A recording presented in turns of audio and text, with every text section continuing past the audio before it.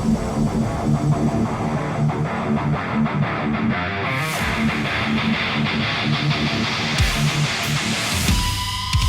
everybody, it's Pooch Van Druten, and This is Chris Rabold. Chris Rabold is Still. This way. How are you today, Chris? Episode number 36. I am fine. I'm fine. I am in awe of our growing number of episodes. So, I mean, now like 50 is like not that far away, seemingly, Man. I know. Well, that 36 means that this is basically, I think we've only not released in a couple of weeks. So let's say it's 34 weeks since, sorry, no, it would be added. So it would be 38 weeks since we started. Incredible. So yeah, we've been at home for a while. It's been pause. Yeah, what has it been? What Let is me do it? the math on that. Holy shit. Remember at the beginning, what these guys don't know is remember we would knock out two. Oh yeah, that's true. Yeah, do the two bangers and then just be wasted when it was over. Yeah. Just because, we put a lot into these things. We enjoy That's true. them. We like talking about stuff. And so anyway, episode 36, good times. What would you like to talk about for this one? I don't know how to paraphrase it other than or what you're better at this part. What do we label this? Well, I thought that maybe some people might be interested in what we do as far as backups go, in regards to our gear in general, but also these days as front of house engineers, we're also recording engineers and we're collecting shitloads of data, and keeping track of all of that is a job within itself. File management. Maybe we can talk a little bit about how you do file organization or how we do file organization and how we can keep track, because I don't know about you, but just recently. All right. So Linkin Park released a Hybrid Theory 20th anniversary thing, and both their manager and their record guy called me over, a 6-month period, and we're like, hey, do you have such and such a show? We need the bass guitar from. Oh, wow. And I'm just like, yeah, but you got to give me a few minutes to figure out where it is. And actually I have a great tool to help with that. So I'll talk about that maybe a little bit. Cool. But let's start with what your philosophy is for backup in general. I know we both use the SD7, which means we have two engines. So that's a backup in itself. It's the only console out there that actually has two complete engines and can switch audio with the switch of a button. Have you ever had to do that? Have you ever had to swap to engine B in the middle of a show? I have been swapped. Not at it has swapped for me many times. Yeah, definitely, for sure. Or, and I've also been on those tours where for whatever reason we run on B. It gets to be when you get an SD7 world too, for me, it has become a thing of superstition as well. I'll just have better luck on B. And so I'll run on B. And then if something happens, it goes to A. That's funny because it is for me, it's like a flight checklist. Oh, yes. Starting an SD7 is like getting in a Cessna and going through all your checklists before you go. And making sure you do things in a specific order. Turning servers on, turning racks on, turning all these. There really is an art. I knew a guy who his whole juju around starting an SD7 properly was to just turn it on and walk away. That just he didn't want to sit there and see that, wait, why is it doing that today? But I get it though. I mean, I kind of want to be around when it's doing what it's doing, but I want to see what's happening and see if any weird error message comes up or whatever. And I think also though, we should say, I have noticed on my end anyway, now that we're getting into quantum engines and newer versions of stuff, it used to be like really sketchy. Like starting up an SD7 in the old days, 10 years ago, was like, I don't know if this is going to work today. Let's see what happens. And then you'd have to shut it down and start it up like 6 times sometimes, you know. Oh man. And I think for a lot of us, it's just, if you were part of that if you live that, that's what I'm saying. If you live that now, which it isn't that anymore. Like literally, you know, you fire up a quantum now and it's pretty good. I mean, there's especially I hardly have any issues. Yeah. Especially with waves. It's just holding hands. I mean, it's like, boom. It's fast. You know, and all the updates and all the stuff. And now with Super Rack, it's pretty solid. Like I am way less concerned about startup than I used to be. But still, if you've lived that, I'm still like sitting there watching it like And, you know, so, you know, to answer your question, really, have I ever been on the receiving end of an engine swap, of essentially it doing what it's supposed to do, which is saying, hey, there's an issue. Let's go to the backup. And it's not even a backup. It's a parallel is the way that I like to think of it. You know, I've certainly been there, and that is a jar, even though it just did what it was supposed to. And thank you for doing it, console. There's still that little, like, what happened? Totally. And then God forbid it kicks you back and you get in that sort of thing, you know, but yes, definitely have been there. I've only one time had to do it myself. And it was spooky as hell. It was a show in like Argentina with Justin Bieber. And I did line check and listened to everything individually, and everything was cool. And this is why some people like to at least hear something coming out of groups. Because I soloed all my stuff in PFL and checked everything.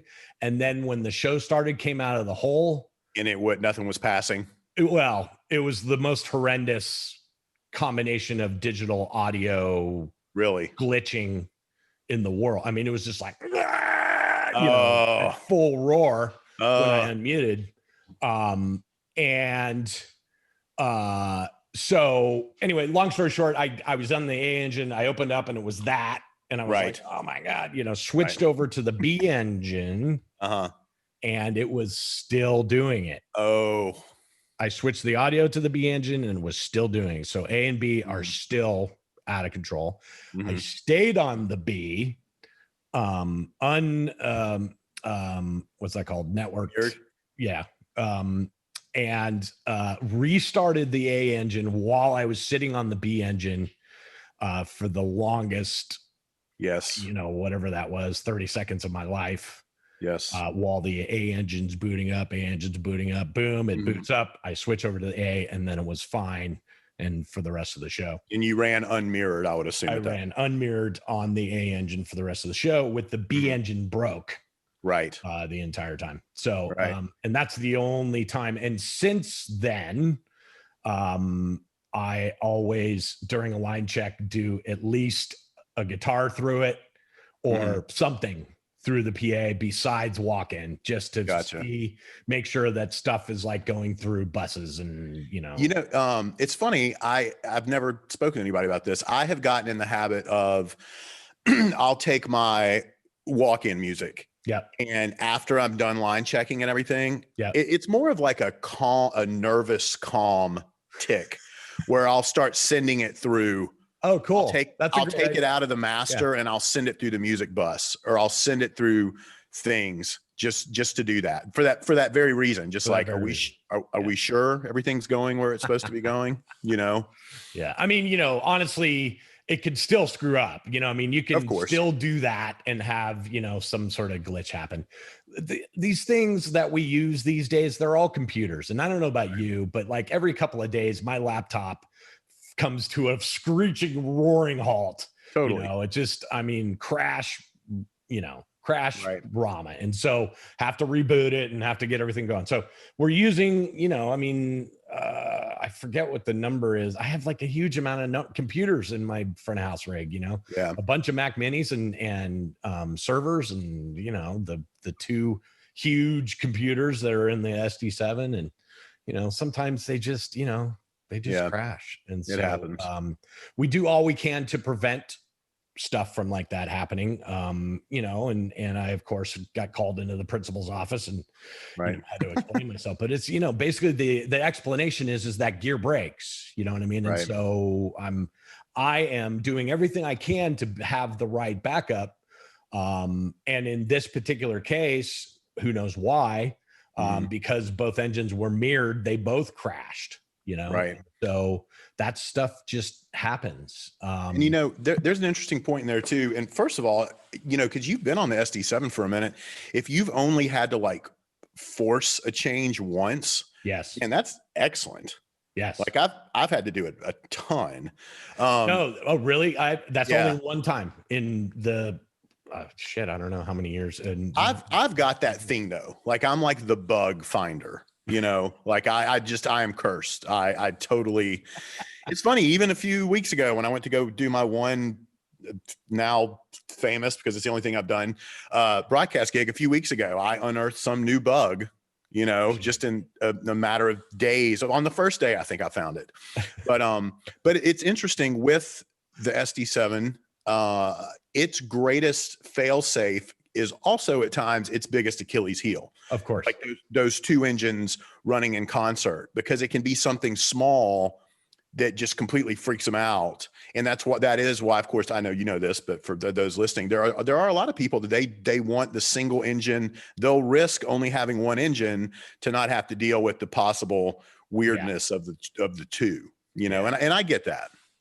I get it too. But I also want to point out that nowadays, I feel super comfortable being mirrored on It's Quantum. way better. And it all is much faster. There's no, it used to 5 years ago, it used to be like, you could just tell that there was two machines like going, I hate you. Yes. And you could watch, when you're watching a computer that's about to crash and you start noticing things get slower. The meter bridge would always get slow, yes. And you try to swap and it wouldn't swap, and then it would swap fast. And yes, dude, I know. Yeah. And that is just not the case anymore, at least in my experience, with Quantum for the last 3 years, however long it's been out. But that stuff happens. How about wave server? Are you a 4 wave server guy or just a 2? I'm a 2 wave server guy. Okay. So I was gonna say the way that I do that redundancy works for me in Digico world is the just one server per engine, right? And then for my other stuff, for my outboard stuff, it's in the opticore loop, so it's common to both engines, so I don't need to double that. And then with there's a number of ways to run these other servers, but like for me, my UAD stuff, it's also in the opticore loop. Oh, and so you can run it. There's this thing, what's the name of the company? Of course, DDR. What's the name of the company? Well, no, it's an Opticore device. It's made by Opticore. Oh, okay. And so, so you don't need multiple. It turns Maddie into Opticore or something, or what's coming out of the UAD? Maddie, Yep. And so that's cool. So you don't need multiple servers. And ultimately, I guess you could do the wave stuff that way too. But that's the way I ensure that what's on one is what's on the other. Yeah. There are some people that certainly if you have a single engine console, not even Digico, any other console, or a single engine Digico console, I absolutely recommend that you have 2 servers on that single engine, period. Definitely. But on an SD7, you can have 4 servers so that there is a backup server per engine. And there are some people that do that. And I don't subscribe to that because I figure if one of my engines dies, either the wave server or the engine itself, I'm just going to switch to the other engine and other server anyway. Right. Yes. anyway, that I'm the same way. I carry 2 servers, 1 per engine, and that, knock on wood, has been pretty solid. Especially recently with Super Rack. What else in your rigs that maybe there's 2 of, or something that you always feel like you need a backup for? Do you, in your analog world, do you plan ahead for like inserts? Like if something fails in analog world, is something you have quick macros or something like that? Yeah, I do. Well, first of all, as far as actual analog pieces go, if I can get away with it, like my stereo bus chain is oftentimes duplicated. So if I lose it, I can quickly, there's another insert to get to it. But yeah, and as far as what macros to disengage, essentially, yeah, there have been tours where I have tempted fate and blown it off for a whole tour, meaning I've gone 2 years going, I really ought to do that, In fact, somebody texted me the other day about something, and I was talking about the importance of, I always try to check I talk about it on here a lot with my inserts, whether it's analog or plug-in or whatever. I every so often I go back and check myself that I'm not just adding gain everywhere. So in the instance that I have to turn it off, whether it's because it just shuts the fuck down or because I go to the macro and say, in this case, guys, it would be a macro that would just remove all of the inserts, in like an oh shit kind of deal, that the whole show doesn't drop X dB, know? So yeah, for me, I always try to have the ability to, with the press of a button, I can disengage all of that stuff. Yeah. So, the Jay-Z tour, I was doing analog summing. So I was going to that Neve, whatever that thing is, 50, 60, that one, something or other. So I made a bunch of stems, that were going out to there, being summed and then on their way out. But it kind of freaked me out. I was like, this, I don't know why. Maybe it's just because I don't use a lot of analog stuff usually. But I built all kinds of like macros that got rid of the stereo bus, got rid of the inserts, got rid of, so that literally I could take the entire, I did it for 2 reasons. One reason, I wanted to be able to do 1 button A and B comparison between analog summing and not analog summing for my own, like, okay, is it really doing something, but also that if all of that cabling, because I was an entire other stage rack and, all kinds of analog cabling going everywhere, every day, and all kinds of NC14s and, blah, blah, blah, blah. I was like, I want to be able to just knock that out of there and be back completely in the box. And so that's the one and only time that I've used that much analog stuff. And I built kind of some crazy macros just to have a backup of getting out of that if I needed it. Never had to use it. It always worked and it was always great, but I guess I made me sleep better at night. I don't know. Right. Yeah. No, I get it. Now that I think about it, I did have one, gosh, what was it?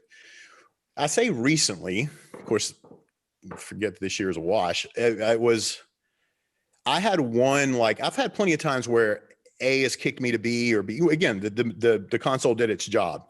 But the last big like force, like, okay, we're going to B, do it now, was when, and I don't know if I've ever told the story here before. I know I've told it to you before because there's a punchline in here. When I hadn't had any issues between Waves and Digico in a while. And again, being the bug whisperer, when I came back to Bruno at the end of 2018, there was just all hell broke loose. And it got to the point to where we were having a lot of dropouts. And it was just, they were not, and it was cats and dogs and everybody's pointing their finger at one another. And I had, for 10 days, I had representatives, plural, from Waves, Digico, and Claire. And it got to the point to where Bruno caught wind of it, and I'm walking down the hallway one day and he's like, hey man, and he's basically like, what's going on? Yeah. Like, what's up? And Big Brother's watching. And I knew he knew. There's no way he couldn't, Yeah. And so I just told him, I was like, look, man, I'm doing all I can, blah, blah, blah, blah, blah. Just honest with him. But then my buddy Charles, his studio guy, later told him, he kind of had my back and went in and reinforced the fact that he's like, look, Chris has a team of scientists out there every night. I've told you this. But it was during that we just, man, nobody could figure it out. And it was one night, I even remember what song it was. And it was like, all right, we got to bail. And it was, I can't remember if it was an engine swap. I think it was like an engine swap and a macro, like it was this whole big thing. Yeah. And the win of it all, it sounded markedly worse because there so much EQ was lost, right. Forget just dynamics, just the brightness and stuff was lost, but it didn't drop in level. And I remember thinking like, okay, that's the win. Now, that's the funny part, and this is what happens when you work for an artist that just watches and listens so intently, particularly after the fact, that night, I got a text that says, why do we sound like this? Oh. And it was from that song when I did it. Of course, I was flying high that the whole show didn't just tank. Didn't fall apart and like you had to kick people out because the audio wasn't working. It's like exactly, but he was right. But I was like, yo, man, you're lucky. Like, yo, you don't even know, man. Yeah. You're lucky this shit even worked, Exactly. Exactly. Wow. Yeah, that's crazy, man. But yeah, I don't know. What other measures? I mean, I feel like when it comes to gear backup, which first of all, to even have a redundant engine, how amazing is that? Because people have carried spare consoles for years, but most people didn't. Like, we got to remember the bulk of the industry is not carrying. There's no room for spare anything, but a spare console means set it up, means a number of things. To have one at the ready like that is so amazing. So, I mean, I kind of just do the best I can to ensure that when it swaps over, we're in a good place. I'll also have I'll start carrying, I know you've got a million Mac Minis at front of house. I don't think I have as many as you, but I do now have like a spare that's running smart, that is capable of running everything. Smart, UA, waves, whatever the system processors, you know what I mean? We've always got that in play. I think that's super important nowadays if budget allows to have something like that. Yeah, let's talk about that a little bit, because my gear, I carry my own gear, all my own gear, and I know that you have some of your own gear, but you usually are using like a console from the sound company. Yeah. Waves are coming from the sound company, et cetera, et cetera. Mm-hmm. But from my perspective of owning my own gear, I mean, I have an entire trunk full of backup stuff. And one of them is, for example, there's, I have 2 wave servers, which means I could go to either engine, but there's also a third server that's, going around with us around the world in a box. Same here. There is 2 Mac Minis, in addition to the Mac Minis that are in use. And both of those Mac Minis are loaded with the most important Mac Minis. In other words, they're backed up from whatever the 2 that are like mission critical Mac Minis, like the Record Mac Mini or whatever. And there is a hard drive that I back up pretty often. I would say at least once a month. Of every computer in the loop there, so that I could take one of those Mac Minis if it were in the afternoon, not during a show, but in the afternoon, I could take one of those Mac Minis, and if it's not the one that has the information on it, I have a hard drive that has all 6. That's cool. And so all those things are important, and I have a whole trunk that has backup cable, backup connections, for every cable and every interconnect cable that exists in my world. There is a backup version of it, at least one, in that trunk. And so it's like shit happens. Like people come along and knock a connector off the back of your rack or whatever. And so you got to deal with all that. And I know that sound companies are pretty good about that too, but I am really anal about it. Like I have an entire trunk that's just full of almost one of everything that I have. Yeah. Well, that's a case full of peace of mind. Yes. Is what that is.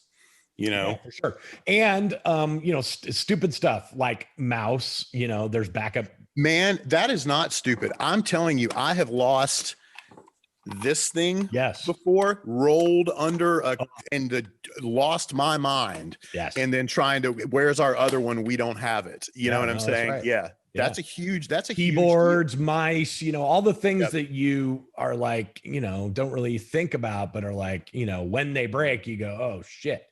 Yeah. Have you ever been in a situation where you're triggering stuff from front of house? Because that's happening right now to me in Iron Maiden. Do you trigger any? You talking about for the stage? Yes. Like sounds. So not to the degree that you're asking. Okay. So for instance, in Iron Maiden, I'm the guy that triggers all of the intro stuff in between. So, like woe to you, O earth and sea, the big Iron Maiden intros in between these songs that are, iconic, come from me. And so that's scary. I can't just have that in one place in my rig, because what if it doesn't fire? What if it doesn't work? So the main function of that is a machine sampler, machine MASCHINE. And I only did that and put them on a little small pad because it's easy to reach over and grab. There's 9 intros or it's not that many, like 6 intros. And they're all right in front of me on the stupid colored pads. It's very easy to just grab. But that's using a computer, and computers crash. And so it is not only there, but it is also on another Mac Mini, which is the same Mac Mini that runs walk-in. So if that fails during the show, the B input of that on the console is the walk-in of this computer over here, and it's literally like in iTunes. And so if it crashes, I can go over to my iTunes and like, okay, yes, it's clunky, but it's gonna work at least. Right. And those are the type of things that you guys should have in place if it's mission critical. If I don't have those things working, can you imagine? Like, it's never happened to me, but can you imagine if there was there's no way, because I'm basically the one telling them when to start. Like, I'm starting their song. Yeah. And so they would be standing up there just like going, start. Well, particularly if you're going to take that sort of task on, you better be quadruple prepared for sure for failure. That's my point, is that you have to have tons of backup of all of that. If you are using mission critical things that are like to, if it doesn't work, then the show's over, kind of a thing. You need and honestly, to veer a little from the topic, but not really, but just the notion of spares. Yes. I mean, I'm pretty bad about, I want a spare of everything. Yeah. Including microphones. Like if we've got 2 fancy schmancy overheads, no, we have 100%. 3, if not 4. That's great. I'm glad you brought that up. Every single microphone on the stage has a backup that never gets pulled out. And you'll get this. It is such a part of my life that the notion of spares has crept into my private life. Like I'll use the terminology often, like, well, we got to have a spare. We got to have spares, It's sad, but so true. You talked about your own personal trunk with extra stuff. Like, I love knowing if I get wind that we don't, like, I don't get super involved in I don't know what cabling trunks we have, but I know we have spares caddies. Like, I need to hear that word mentioned often. Yes. That could have any number of things in there because, God forbid, what do you do? Like, what do these people do that don't have, that aren't prepared? And you know what? You bring up a really good point. It's something, listen, if you have a reputable sound company, of course, they're going to bring spares, but they might not bring as many spares as you think they do. Right. And it's a conversation that you should have with your sound company, right? Yeah. You can say, well, what spares are you bringing with me? Is there a alternate wave server for when one of mine die? Yeah. Ooh, here's another one. I always make sure to carry now, and given, guys, I realize, a lot of these things we're talking about are factors of privilege you know, like For we're sure. incredibly, but we make no bones about the fact that we know exactly where we sit. And we're very grateful for that, and et cetera, et cetera. So there's our disclaimer. But even I argue even in the lowest budget, yeah, if they're providing you with a console and a wave server, there better be a backup wave server. There better be a backup wave server. Right. And then, but I was going to say, I always ask to carry an extra engine. Yes. Which is no small expense. No, it's not. But, and because I've had, and you think, well, you've got to, man, you just don't, you'd be surprised. And again, if you've been on the platform long enough, like, again, I started on it when it came out, and, I've seen them catch fire. I've been there when that happens. We always have, there is always one extra server floating, to be used if we're both using the same console on either end of the snake, it's for either of us, but there is always a spare server there. That's really funny that you bring that up. The end of that Bieber story that I told you was at the next show. I said, I'm not using either one of these engines. Like, oh yeah. So we're going to pull the B engine out of the monitor console. Sorry, Alex, you're getting one engine tonight.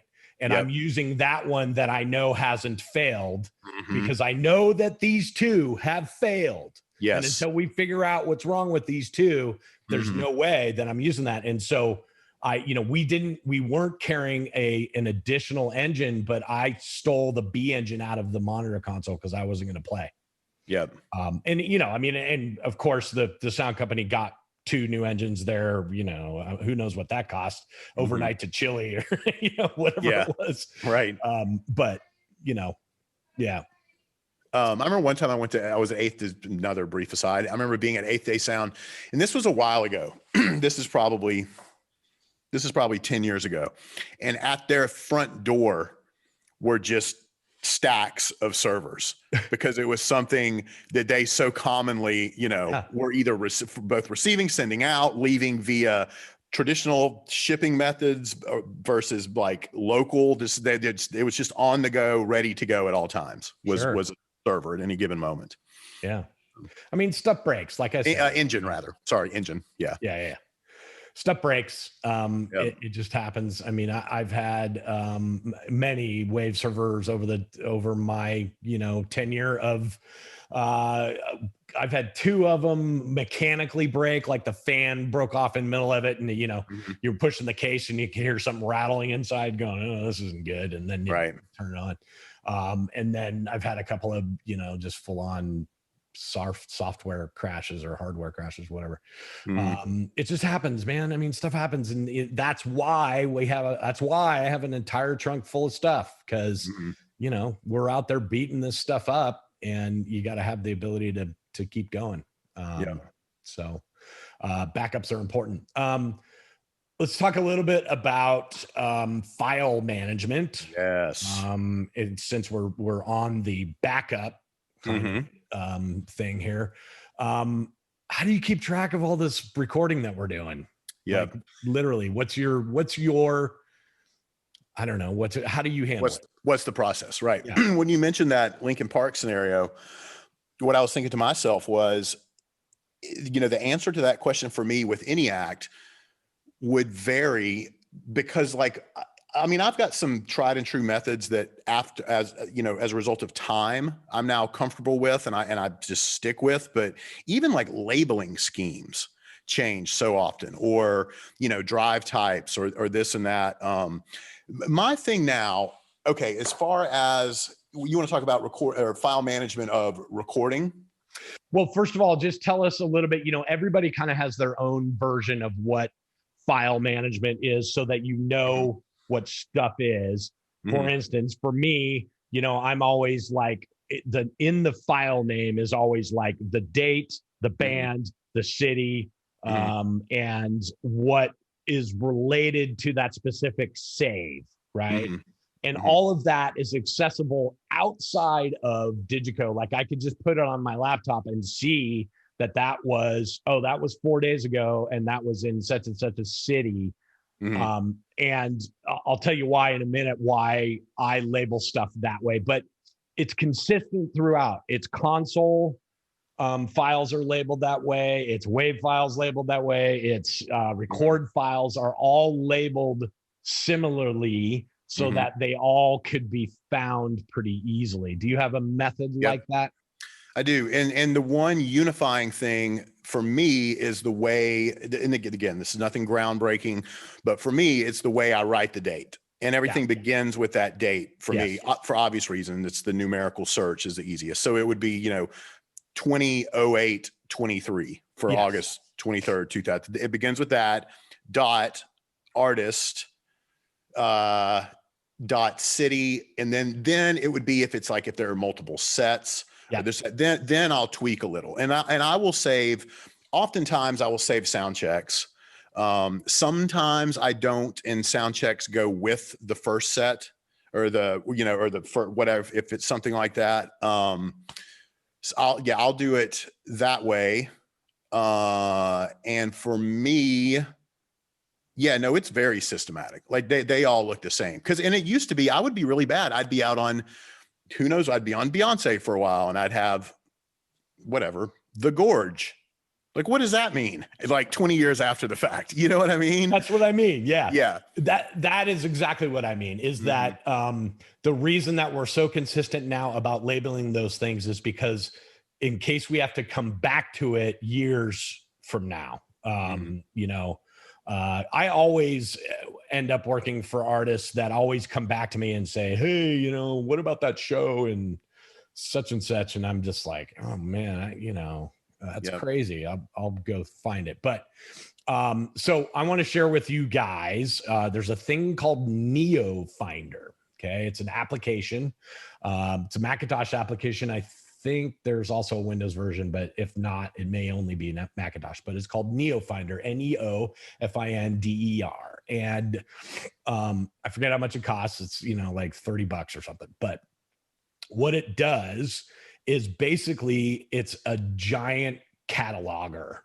And any hard drive, you can point to that hard drive and you can say, go look at that hard drive and catalog every single file that exists on that hard drive and keep track of all of it. And it's all like super searchable. So for instance, I gave you that LP example before. I literally can go back to my Neo Finder and say bass guitar, August 2016. And it will come up with, pretty much like only about 4 options. It'll say, okay, it's one of these 4 files and one of them is correct. I guarantee it. That's killer. It's pretty rad. And it's also, it remembers when it catalogs, it remembers where it was. So like, like GPS or location services wise. So you can say, oh, I was in China that one time that I cataloged. Let's go find the Chinese, thing. And it'll pop up and, give you whatever it cataloged that day. It's pretty amazing. It's a really great little tool. In fact, you know what? I'm going to launch it and I was going to say, pull it up. Show you an example just so you can see what's going on. Let me try to do that. While you're looking at that, I got a quick point too about my show files.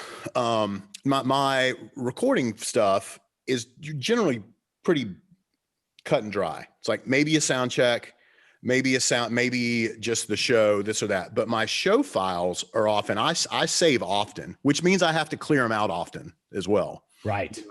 And I will always have V1, V2, blah, blah, blah throughout the day with something as well. But the things you will always see in mine, you will always see a post sound check. Even if there wasn't a sound check, it just represents a certain part of the day. Yep. You'll always see a start. And this is not the most professional sounding thing, but then I also always have something that says show's over. And that means exactly what it says, So there are certain... are you saving during the day to a USB key? Like I'm always saving to a key as well. I do this. I'll save when I'm getting ready to walk away, I'll save to a key, the key is in it at all times, but it'll be right when I'm getting ready to walk away. That's when it goes to the key. Gotcha. I know that a while ago, that was like a bad idea to leave your USB key in there, because if you... It was the startup usually that was scary. But I don't think it's much of a problem these days. No. But yeah, I'm the same way. I'm like, right before I walk away, that's the last thing I do is USB key in the SD7 and USB key in the Waves computer. Yep. And I save both of those files so that, not that this has ever happened, but I mean, what if the console crashes in between sound check and the show and we can't get it to work again, and some sound company has to bring me an SD7, you know? Yep. I have it in a key and we can, you know, go for it. And here in a minute, let's get into the backup of those show files too, because there's absolutely. Yeah. But here, let's look at this. This is just called this is NeoFinder. And I'll just give you an example. Like, you know, I don't know, let's pull up one of these, whatever. Let's pull up Bieber or something. So you can see that it has all of my stuff. I can see what city it is, where it's from. And this is all searchable, by the way. So, you know, if I go to quick find and I say like Bieber or Milan or whatever, you know, it'll search and find it. Okay. So there it is, Bieber Milan. And then you'll see that underneath that is all the WAV files that exist. And so if there's something specific that somebody's looking for, all I have to do is go to that WAV file. Then you'll see over here in this section in the right-hand side. Can you see my mouse, by the way? Yeah. This is all really cool. Over here in the right-hand side, it tells you exactly where it is. In this case, it's in my large SATA drive in my closet. Amazing. And it's labeled as Bieber Record 1 or whatever. Tells you what the sampler, you know, tells you all the information that you need to go find that. So if, for instance, somebody called me and said, hey, that Bieber Milan show, I need the DJ vocal for that whole show, I would know exactly where it is. And that's true for everybody that I've worked for. You know, here's Linkin Park, Motley, Slash, Steel Panther. I love it. Love it. So anyway, NeoFinder, check it out. It's a great tool, man. It really is. It's the only, I started using it with LP because LP does that a lot. Like, you know, says, hey, that show 6 months ago, we want to mix that one song from that show. And so it got a little crazy and I was like, okay, I got to figure out how to do this. And actually this came from a lighting guy who's a video guy as well. And because this is actually a thing, it does audio files, obviously, but it also does photo files and video files. So if you're cataloging any of that kind of stuff, it does all that as well. But this guy, AJ Penn, who was the lighting director at the time, was like, dude, you got to get NeoFinder. It's the best. Yeah. And ever since then, it's like my life is so much easier when it comes to finding backup information. So very cool. NeoFinder. There you go. Very cool. Yeah. Hot tip of the day for you. There it is. Pro tip. Yeah. Pro tip. So you want to talk a little, you said you wanted to talk about backup of show files and WAV files and that kind of thing. Yeah. Also had an idea about talking about recording stuff too, but we'll get to it. We got plenty of time. You know, for a while, it's not as though the cloud is anything new. I mean, it's been with us for quite a while, but if I can call myself out, man, there was been only within the last like couple of years have I really gotten my shit together with getting everything up on the cloud, to the point though, that I have lost a ton of show files. Like there was just such a long period of time where I would have, you know, this computer would have, well, I know all my stuff's on there. I know all of my D show. They're on that computer. And I know they're also all on that one green key that I have. And I know that my Digico stuff is all on, I've got one of them here. I don't know if it's going to make it in the shot. I don't want to pull it out of this deal because it's got an iLock attached to it and I'm mixing as soon as we get off. But anyway, one of those little blue keys that everybody loves for Digico. Like I would have the SSL would be on this and everything was so scattered and it drove me crazy. And then I would try to get my shit together and I would create a file, and it would live on a couple computers. Then finally I was like, man, this is ridiculous. Just get it all up in the cloud. And it's tedious to do so. And again, in the process, there's a lot of stuff that I don't have. Am I really going to be, is anyone going to ask me to get I don't know what file from 2007? No, they're not. But out of curiosity, there's stuff that I used to do that I wish I could still reference, So I've got a thing now to where, and I really don't like Dropbox, but I use Dropbox for some reason for this, and I'll have. Why don't you like Dropbox? I love Dropbox. I don't know, man. It's just clunky. Something about it to me, clunky. Facebook or Dropbox feels like Facebook to me. I'm like, see, I don't use the application. I use it. I totally use it as a file in my Finder. Do you know what I mean? Same. That's the best way to use it, and I do that too. There's just still, I don't know what it is. There's just certain things sometimes, or I'm just like, it's totally valid. I get it. I just was curious. Yeah, because and they'll update it, and you used to go over here to do it, and now you go over here, and what used to be the 3 dots is now, and it's just, I don't know. But what I have now is fear change. Is that what you're saying? You fear change? I fear change greatly. Yes, I fear change too. I get it. Every moment. So it'll be the artist. I have a show file folders. And then I will have what were the MRDB files from the old waves to what are now, what is it, SPKR? Yep. And then the UA stuff, you got to be careful the way it's labeled. I'll have different ones, but you got to be really meticulous about it, particularly if you're on tour, because it's easy to just start rolling.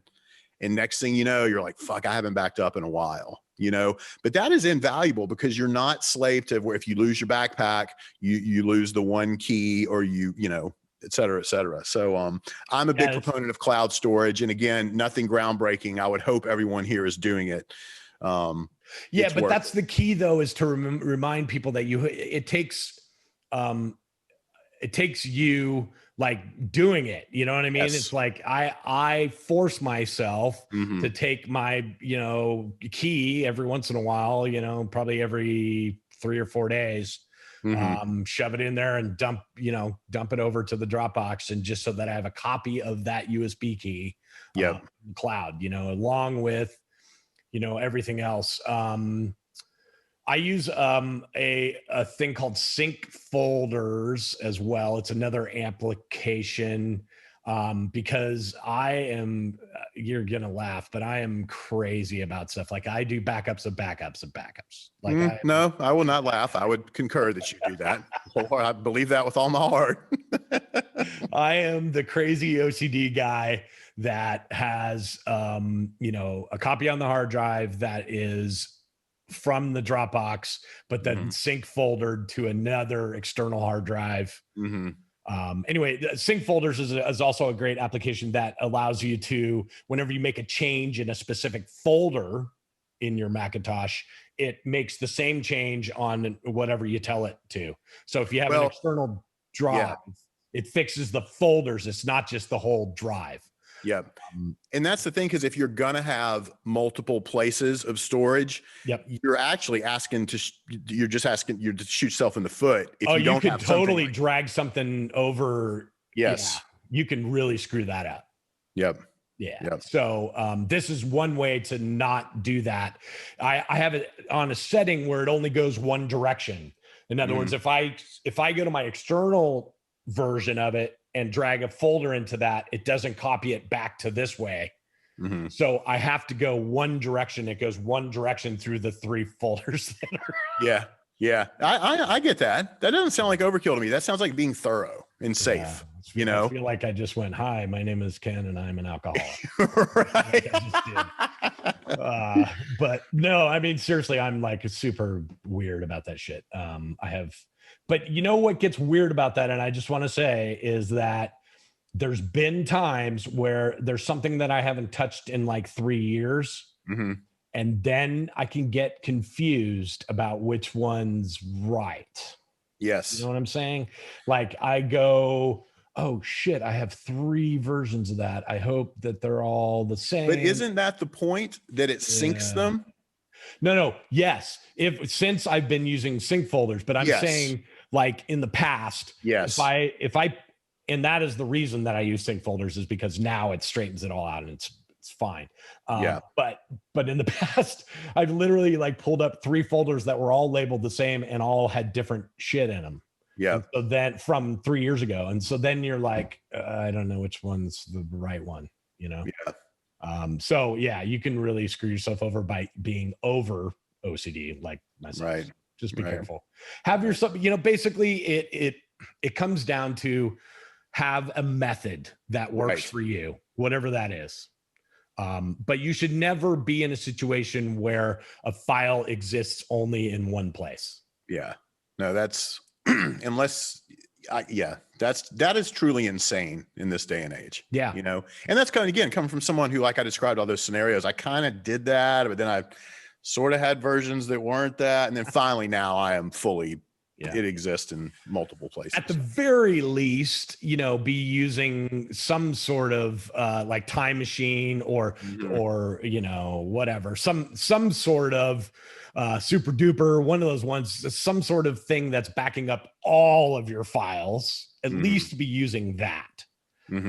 So that you have the ability to go after something when, you know, if you ever have a hard drive crash, I guarantee you will never not back up shit. Oh yeah. And I've had an entire laptop crash that had all my information and it was not backed up. And ever since then. Yeah. It's funny you mentioned that. There is a old MacBook Pro that is sitting not too far from me now. I'm never going to recover it. I mean, it crashed 7 years ago, and it's one of the things that led me to this whole thing, you know. And there's so much good like old Digico and D-Show and so many amazing audio recordings that I would store them internally on there, you know. And oh man, that thing. Yeah, and now you're super bummed that you don't have an external version of it. So just you know, back up, do that stuff. Here's something else. So with regards to audio recording, that looks different for me depending on what the tour is. And what I mean by that is if I'm on a tour where I am the sole recording entity and I am the primary recording entity, then we will have multiple rigs. And they will look different. You know, again, I speak all the time about how I like to have Pro Tools for a very specific reason. So the main will always be Pro Tools. And then the backup could be and has been anything in the world from Reaper to Cubase to you name it, you know, over the years. That little, what is that black box thing that like, I've had any number of, what is that thing called? All kinds of DAWs. Yeah, just anything in the world that it can be. Yeah, anything that collects data. Right. And then from that, how often do I back that up? You know, and then that opens a whole other can of worms as far as and actually with all of this recording stuff, it's like who's purchasing this? Is this production? Is this the sound company? There's a whole number of things you got to think of, you know. But then that being said, if I'm on a tour where there is, I just mentioned my buddy Charles a little while ago, he's technically the main archiver or archivist rather every night. And his rig is set up in Monitor World. Oh, okay. So like, I'll just trash stuff every few days if I don't need it, you know, and I know he's got it, but of course his is from a different set of gain structure as mine. So I don't use them interchangeably, but as far as like, do they exist? Are they in Bruno's vault? Just with that particular act, totally. You know what I mean? Yeah. What about you? My standard operating procedure is once I've done virtual sound check the PA. And if it's a band that does sound check, then once that's completed and I'm about to walk away, I back up yesterday's show. Goes to an external drive. Yep. And I start it and walk away. You know what I mean? Yep. So it has, you know, because we're talking 96K files, you know, 125 and 96K files. It takes. And hey, how much quicker is that nowadays too? Oh man. Yeah. You know, thank goodness.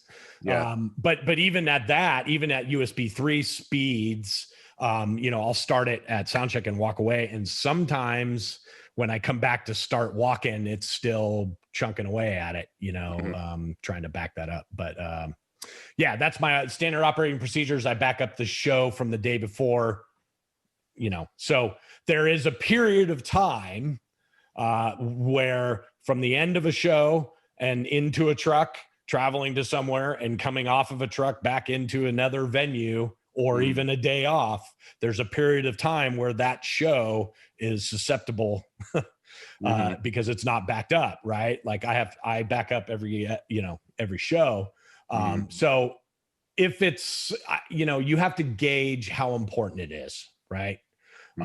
So if there is a band that you work for that wants every single thing archived and wants to make sure 100% that they have it, then I have a discussion with them that's like, okay, then we need to talk about doing what you're doing, which is having an archivist somewhere else who's, don't count on my virtual playback record machine to be one that's your archive machine. That's not the way this works.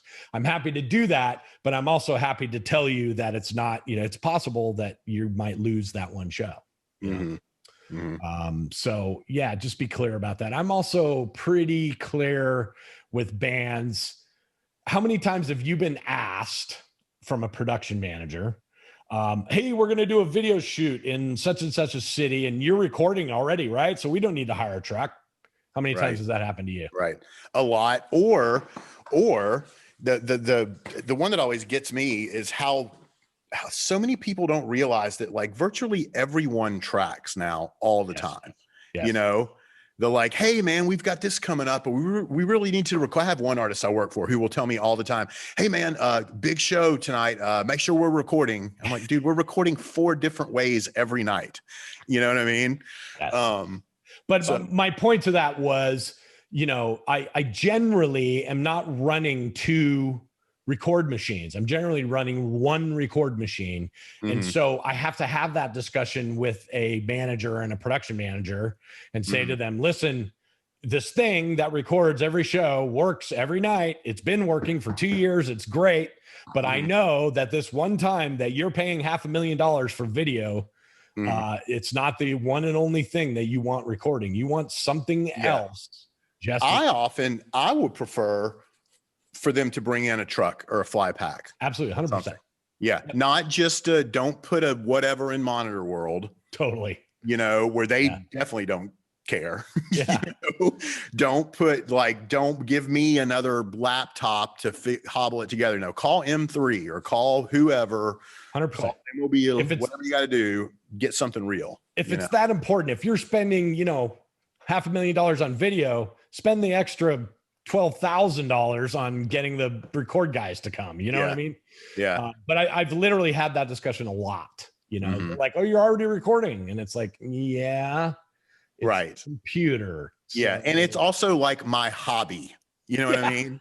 It's like it's not even my focus, and I can only do so much. Not even what I give a shit about. No. I start it, and if it crashes, I don't care.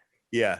I was looking at my resume the other day because we are where we are, and was updating it, and I noticed Home Depot.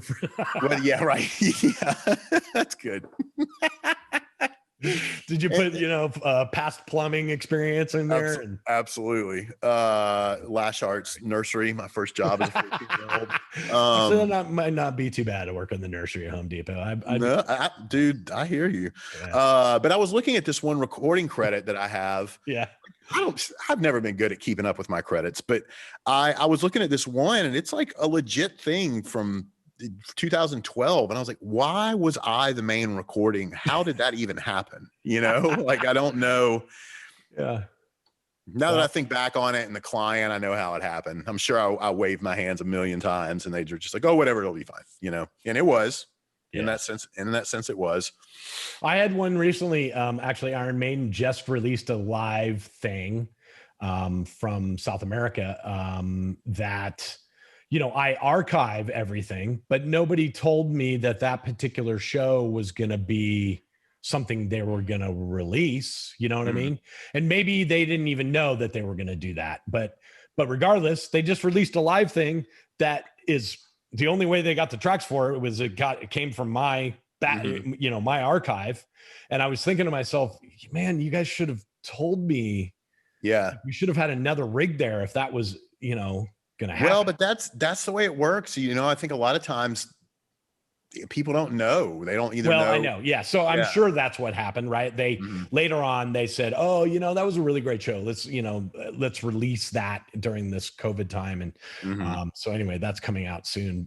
So I'm going to get a recording credit, but not because I knew that I was going to get a recording credit. You know what I mean? Yeah. Yeah. Interesting. You know, this reminds me, right when we all started multi-tracking with DAWs, not with digital tape or anything like that. Like I quickly noticed how sloppy it was with regards to where this stuff went when the tour was over, you know? And I mean, if people, first of all, if those of you interested only knew, let alone artist management only knew how haphazardly this stuff gets 100%. And people are getting better at it now. I really think they are. But like, you need to, if you're out with an artist, again, I don't ask permission to spec recording rigs. Like you own your own. And I guess technically I do too with MGBs and this and that, but I just start speccing. I don't even ask anymore. Yeah. But I do at a certain point make it very clear about where's this going, who am I answering to, in what format, et cetera, et cetera. Here's an interesting story. The artist shall remain nameless, but one of the biggest artists in the world and has been for over a decade now. I hadn't been in their camp for a few years. This is maybe 2 years ago. I get an email from their manager, and it's their manager's name on the email. I couldn't remember what he's had a ton of different emails. Yeah. He references all the right people. He says all the right things. And he's asking about these tracks. I've heard about this. Yeah. Oh, yeah. I think I told you about this. So no. I'm just saying I've heard this has happened. Oh, this in general. Yeah.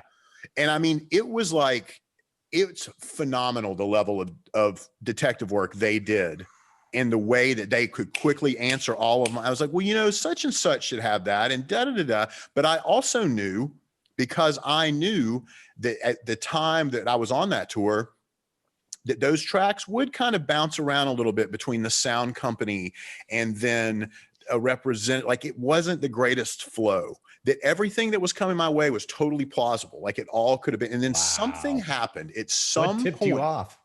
It was basically, I referenced, there's a person in this artist's world who's like, ultimately they're everything. Right. But he's not the production manager. He's like her longtime. There we go. Anyway, he's their longtime roadie essentially. And when they kind of went silent there, that's when I was like, oh shit. And then I started, and I hadn't given anything up, mind you. Right. But that's when I started sounding the alarms. And sure enough, they found out this guy and they prosecuted him, the whole nine. And it all started by them contacting me. Whoa. So be curious. So just be careful. Yeah. You know, be careful. Yeah. You know, that brings up a whole nother point, you know, because I do something that some managers are cool with and some managers aren't, but it's a discussion that I have for sure with every single one of them, which is at the end of a tour or whatever, where I've archived, you know, months worth of stuff, and they are saying, or I am saying, it's usually me, as a matter of fact, it's usually me walking into the production office and going, 2 weeks before the end of the tour, hey, you guys need to buy me 6 hard drives so that I can, burn you off all the stuff. But I am very clear with management that I am holding on to a version of it. Okay. I'm not the guy that like gives it to them that, here's a copy of it. I'm going to erase everything unless that's what they want me to do. And here's why. I've had 100 times where I've had someone say to me, oh, is this the only copy of it? And I've been like, oh yeah, here's your copy of it or whatever. And then 3 years later, come back and say, do you have a copy of that? Because they've lost their version, right? Interesting. So the thing that's sketchy about that is that I now have a closet full of, stuff that's probably worth millions of dollars. You know what I mean? Right. So you just have to be careful about that, and also be very clear that you're doing that. Never, ever, don't tell a manager that you're holding on to a copy of it. Most managers and artists are like, good, we need to have multiple copies in different places. But you know, there's some that just say, no, I want only one copy of it. Okay. Yeah. Anyway, cool. Well, I think we've kind of come to the end of this. Is there anything else you want to talk about backup wise? No, just save often, store often, the stuff you hear, you know, just do it. I think it's just something that you should make part of your workflow. And if you haven't, start doing it, you know, saving and backing up is just automatic for me now, in a really bad OCD kind of a way. But anyway, all right. Well, thanks for coming, guys. We sure do appreciate it. And we hope you got a little something out of it. And we'll see you next week. Take care. See you, everybody.